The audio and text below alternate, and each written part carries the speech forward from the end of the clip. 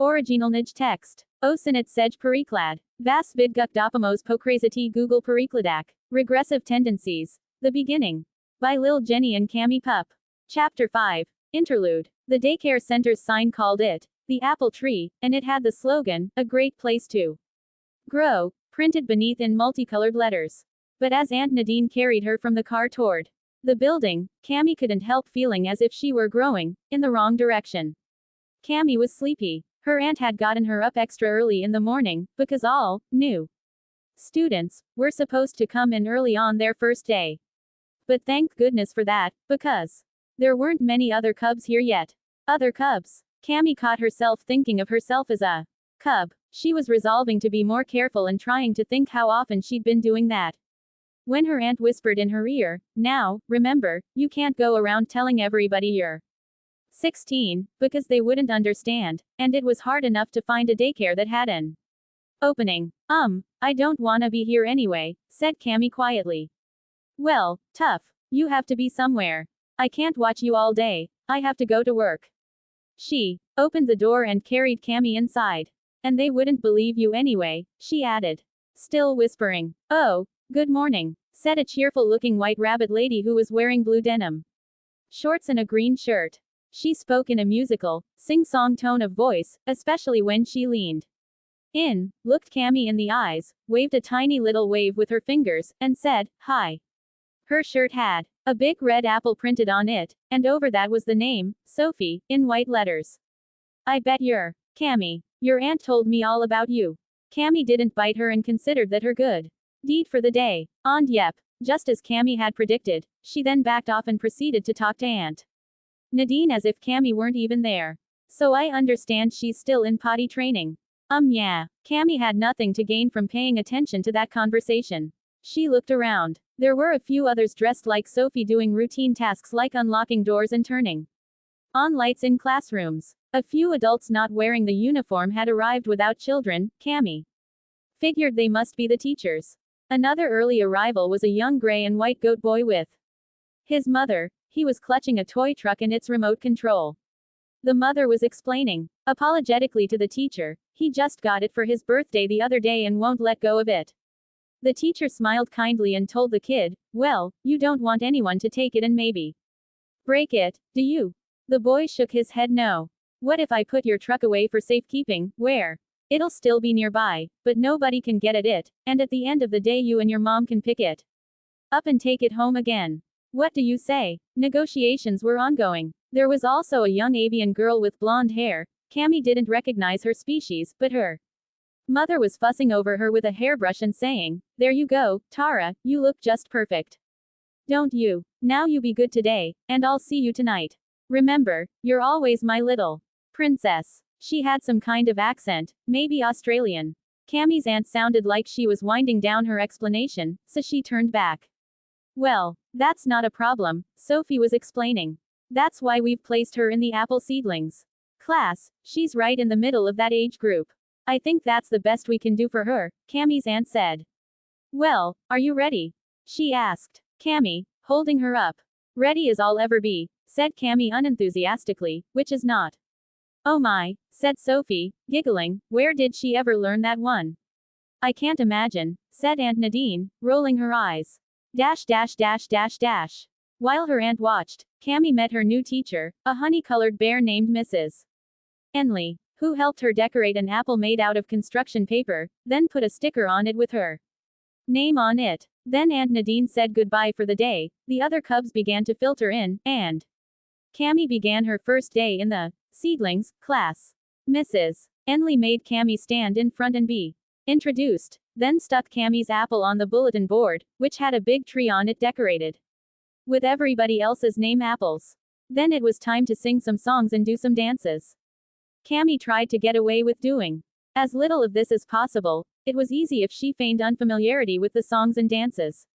Although she actually remembered a lot of them from when she'd been this size the first time. The lack of coordination she'd been experiencing since her regression, usually a hindrance, was actually helpful in pretending not to know the dances. After this it was time for a bit of a snack. Once everybody had a juice box, Mrs. Henley and the class helper arranged all the cubs in a circle.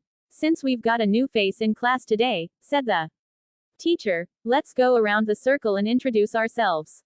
Say your name, what you are, and something about yourself. I'll start. I'm Mrs. Enley, I'm a bear, and I like to paint pictures of flowers and feral birds in my spare time. David, why don't you go next? This was fairly predictable. I'm David, I'm a lion, and I can run faster than my sister even though she's bigger. I'm Melissa, I'm also a lion, I'm David's sister, and no, he can't. Mrs. Enley calmly interrupted with, I'd just like to remind everyone that running isn't allowed inside the building. Matthew, it's your turn next. I'm Matthew, I'm a otter, and, Daddy talked us to see the boats on the lake and we ride it on. 1. I like to swim, but that was fun too. Then it was Cammie's turn. She wanted to say, Hi, I'm Cameron Dumo, and I've had an adventure beyond your wildest dreams that will probably change the course of history forever, but instead she said, Hi, I'm Cammie, I'm a Siberian husky, and frankly I'd rather be in the jungle. There was some giggling. I'm Sally, said the helper, I'm a prairie dog, and I was the Iowa pork queen 2 years ago. There was some giggling again, and Sally giggled too. It's true. There really is such a thing. Now, I'm going to college. Then the bird girl she'd seen earlier spoke up. I'm Tara, she said. I'm a kookaburra. Cammie giggled involuntarily and put her paw over her mouth to stifle it. Tara glared at her but went on. I comed from Australia. We flied here on a big plane. Mummy and Daddy can fly without a plane, but they say I too small. She was far too young to have her flight license yet. The rest of the cubs introduced themselves, including a beaver named Jeffrey, a porcupine named Hepzibah, and others. Cammie didn't see the gray goat kid she'd seen earlier, but then he had looked like an older child, so he was probably in an older class. After that dreadfully fascinating social exercise, Mrs. Enley said, All right, everybody, the clock says it's time to go play outside, and the weather is nice today, so if we all line up at the door, Sally will lead the way. The daycare center had a fenced-in playground, and the cubs were all lining up to go out and play in it. Cammie got in line last, right behind Tara. Oi, said Tara when she noticed Cammie. She looked slightly annoyed. You was the girl that laughed at me, Tammy or something. Cammie. Yeah, Tara said. You think kookaburras is funny. I think it's a funny word, Cammie said. I don't think you're funny. I think you is funny, Tara said, which Cammie guessed was meant to be some kind of comeback. But she didn't see the point of continuing this bout of witty repartee. Anyway, Tara had turned around and started talking to Melissa about playing on the seesaw. The last one out the door, Cammie passed by a sandbox that was occupied by 3 babies, cubs. Even younger than herself, younger than she now appeared to be. They were playing happily, watched over by another helper, a deer whose name was apparently Natalie, according to her shirt. Oh hello, Natalie said. These are some of the kids from the Sprouts class.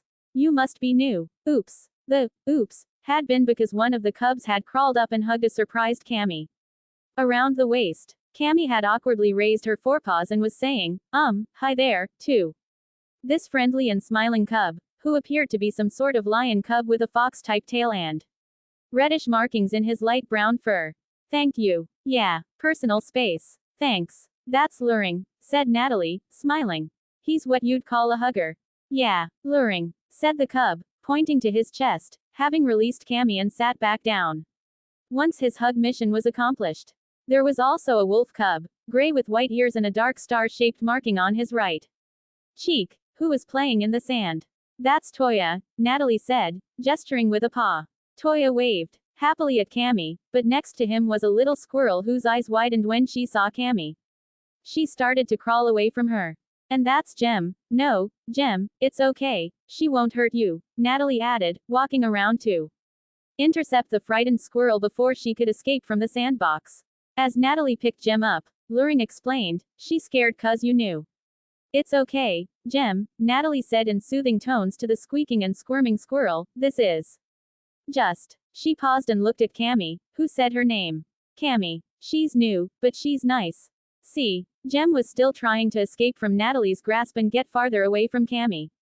Sorry, Cammie, Jem spooks easily. So, you're meeting just about everybody today, aren't you? Yeah, Cammie said. All kinds of social interaction. What's a sociam action? asked Toya. I meant I keep meeting lots of new cubs, Cammy said. What stimulating dialogue. And yet it was still better than her conversation with Tara had been. Speak of the devil. Oh, look at all the babies, said an Australian accented voice from behind. Cammy. In Natalie's arms, Jem struggled again, even harder this time. Cammy was happy to know that Tara scared babies worse than she did. Turning around, Cammy said, you quit playing on the seesaw and came all the way over here. Just to say that, at least come up with something original. I'm done over there, said Tara. When will you be done over here? Cammy asked. Natalie had finally gotten Jem calmed down enough to put her back in the sandbox with Toya, perhaps because Cammy and Tara had directed their attention at each other. I'm done when? What's that? Luring suddenly asked, his eyes and ears focused on a storage shed of some kind that was outside the fence. Cammy guessed it was where they kept the lawn and garden tools. Huh, said Toya. You hear something? Then they all heard it. There was some kind of scratching and bumping sound coming from inside the shed. Jem screeched again and tried to crawl away from the sound. Natalie didn't need to catch her this time, though, because this time she was crawling toward Toya and luring, where she stopped. But the sound didn't stop. Thump. Scratch scratch. I knows what dat is, said Tara. Do you, now? Cammy asked, arms crossed. Yeah, a big cub telled me, began Tara. It's a boogeyman. They gots arms and legs and no fur and no feathers, and they make noise and scare babies. I know scared, said Toya. Yes, he was. There's no such. Cammy started to say, irritated at how stupid this story was, but Tara went on. And, sometimes, Tara went on, they jump out and eat babies all up. Jem, of course, screamed again, starting to cry this time. It didn't help that the noise was continuing. Scratch, scratch, scratch, thump. Tara, said Sally, walking this way after hearing all the screaming, are you scaring the sprouts? No, said Tara. Cammy is. Cammy was taken aback. What? Said Cammy loudly. This was outrageous. But Jem looked at Cammy and squeaked again, startled by her outburst. See, Tara said. They scared of her. No we not, said Luring. She Cammy, not a boogeyman thing. It's probably time for them to go in anyway, said Natalie, picking up Jem again. It's okay, Jem. There's no such thing as a boogeyman. That was just a story. Scratch scratch thump. Jem was clearly having none of it and was curled up into a ball. She looked as if she were trying to hide in her own tail. Yes, Tara, there's no such thing, said Cammy with a frown. Ooh, said Toya, you just like a grown-up, Cammy. Out of the mouths of cubs. You know, believe in monsters and stuff. In Natalie's arms, Jem stopped struggling and stared at Cammy. I think it's time for you and Tara both to come inside too, Cammy, said Sally. What did I do? Cammy and Tara both said at the same time. Bye Cammy, said Luring, hugging her again. Cammy raised her arms, saying, yeah, thanks, bye. To the affectionate cub. Woof, said Jem around her pacifier, pointing at Cammy with an entire paw. This caused everyone to pause in confusion. I didn't know squirrels said, woof, Cammy said. She say wolf, said Toya. Being a wolf, he must have known. Ooh yeah, said Luring. Jem think wolfs is brave.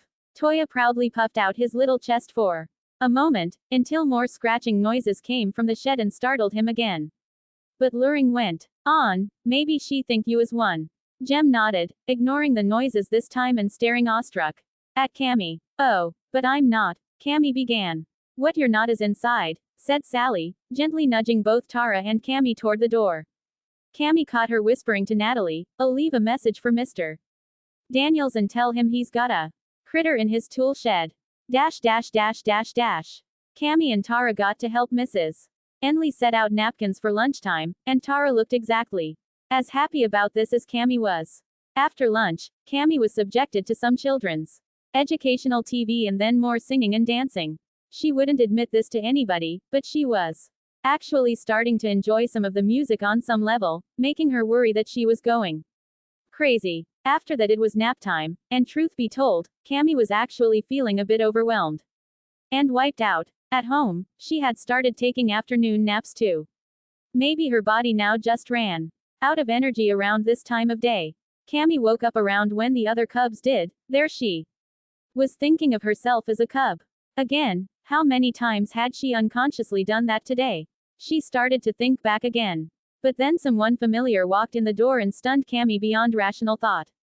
She'd have recognized the tawny fur and chestnut hair right away even if Penny hadn't been spelled out on the front of her shirt. It was Penelope. She'd been texting Penelope almost every night and knew she worked at a daycare. What were the odds it was this one? Well, actually, they were pretty good. It was one of the biggest ones in the area and employed a lot of high school students Penelope's age, which was Cammy's age too, she reminded herself. Had she recognized Cammy? No, she'd just come in to talk to Mrs. Enley. Why would Penelope imagine that her friend since childhood had been regressed to a toddler? But if her friend worked here every day, how long did Cammy think she'd be able to hide her true identity from her? She'd have to be very. Cammy, said Sally, waving her hand in front of Cammy's face. Earth to Cammy, it's time to go outside and play, and try not to scare the sprouts this time. Cammy looked and saw that most of the other cubs had already gone outside. She took one step toward the exit, but, oh, you must be new, is your name Cammy? Asked Penelope, coming over. Cammy was caught. Yeah, she said, turning around but not looking up, playing with her fingers. Well, my name's Penny, and my best friend is named Cammy too, said Penelope. She's super smart and really nice, most of the time, so that's really cool that you have the same name as her. Actually, you look kind of like her too, or like she used to when she was a little pup, anyway. That's, really cool, said Cammy, fidgeting. She was really worried now. Penelope had known her since they'd gone to kindergarten together. Cammy had to get out of her sight. She had to think of something. Then Sally apparently noticed Cammy's continuing fidgeting and asked, Cammy, do you have to go potty? Without waiting for an answer, she asked Penelope, Penny, can you take her? I'm supposed to be outside watching the cubs. Only now did Cammy notice that she'd been fidgeting. As if she had to go, even though she didn't. Of course, since it had just been nap time, there was a reason why she didn't have to go. This was going to be awkward, to say the least. Okay, come on, Cammy, said Penelope. Cammy followed her to the restroom, looking at the floor. Let's turn on the light. Looks like everything's ready for you in here. Do you need help with your undies? Cammy felt her dress being lifted and realized that Penelope was checking to see if she had a diaper. Oh dear, you're all wet. Were we too late? It happens when I sleep, Cammy stammered. She was acutely aware that her best friend had just found out that her training panties were wet. It felt like her cheeks were about to catch fire. Oh, I see, and you all just had nap time, Penelope said. Well, that's okay, but let's clean you up. And get you some dry pants, and then you can go play. She reached down as if to lift Cammy up onto the changing table, but Cammy stepped away. I can do it, really. Well, alrighty, said Penelope. Here you go, she said, opening some cabinets. Here's a dry pair of training pants, and here's a wet wipe. Thanks, said Cammy. There was a pause as Cammy looked down, blushed, then looked back up at Penelope. Can you turn around or something? Okay, if you want, Penelope said patiently, but she kept talking while her back was turned. Don't tell anybody, but my friend who's also named Cammy used to have a problem like that too. But don't worry, she was dry at night by the time we were done with kindergarten.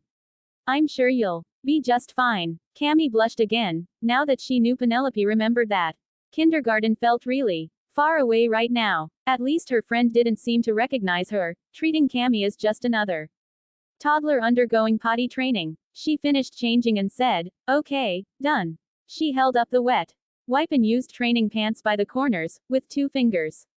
Penelope turned around and took them. Wow, you did that all by yourself, she said, disposing of the used articles and washing her paws. When Cammy climbed up the step stool to wash her own paws, Penelope said, whoa, you really are a big girl, aren't you? Good for you. I'm gonna call you Big Cammy, so I don't confuse you with my other friend Cammy, okay? Said Penelope, leading her back to the classroom. Then she held up